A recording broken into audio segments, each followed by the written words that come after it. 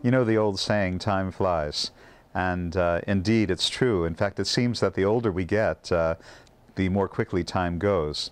There's a logical explanation for this, because as we get older, each unit of time that we experience is overall a smaller percentage of the total amount of time that we've been alive. So, for example, if I'm 60 years old this year, which I'm not, by the way, but if I were 60 years old, a year would be 1/60th of my lifetime and would seem to go fairly quickly, whereas if I were only 5 years old, a year would be 20% of my lifespan, so it would seem like a much longer period of time. So yes, the older we get, the more quickly time goes. And I recently realized that this is my 20th year in Winnipeg. It'll be 20 years exactly this coming August. And I was reflecting on the meaning of being in a place for 20 years. The main thing that came clear to me was that one generation comes and another generation goes. And in 20 years, a lot goes on in terms of generations. In fact, we watched our kids transform from little 8-year-olds to mature adults of 28 years old in the last 20 years. And in that same time, I've also been witness to the passing of an entire generation of the Winnipeg Jewish community. And so this is certainly a sobering thought when I think of all the water under the bridge, all the great people that I've known that made it so worthwhile for me to be part of this community. Many of them are gone. And so I think of the old Minyan members of Beth Israel Synagogue, the Holocaust survivors with such rich and colorful personalities, and I think particularly of Saul Lesh, someone who came from pre-Holocaust Warsaw and made an entirely new life here in Winnipeg, and had to make a lot of changes to his thinking, to his Jewish practice. He was able to adapt with wonderful humor and great generosity of spirit. He took me under his wing, and I had a wonderful relationship with him and the other members of that minyan. I also think of some of the stalwarts of this community who have passed away, sadly.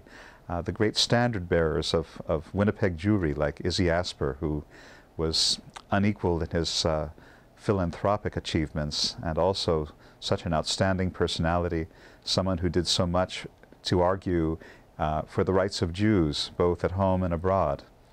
And I think of the great Dave Kaufman, who is so modest and who had so much integrity, these things only being exceeded by his great generosity. And I think of someone like Jerry Gray, someone who spoke softly but wielded a mighty stick in terms of the leadership of this community, and so many others like them that they're irreplaceable. And how really can we conceive of going on without them? Well, I think this is part of the miracle of Jewish life, and that is that even as one generation passes away, another generation comes.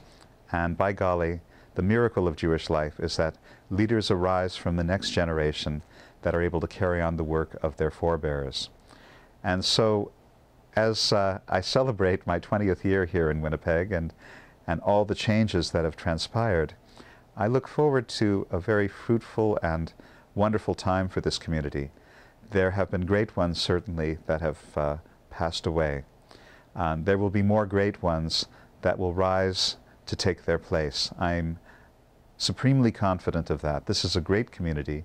It offers so much in terms of Menschlichkeit, devotion to Israel, devotion to tradition, devotion to keeping the flame of Judaism alive.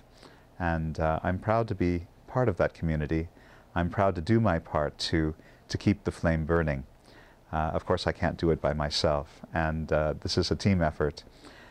Let's work together, both the Rady Center and the Gray Academy and Shaarey Zedek and all the other synagogues in town. We need to pull together, realizing that we're all part of the same Jewish organism. Some of us might play different roles, just as in a human body. There's the role played by the head, and the role played by the heart, and the role played by the hands and feet, and all are important. The head cannot function without the heart, and the heart cannot function without the hands and feet.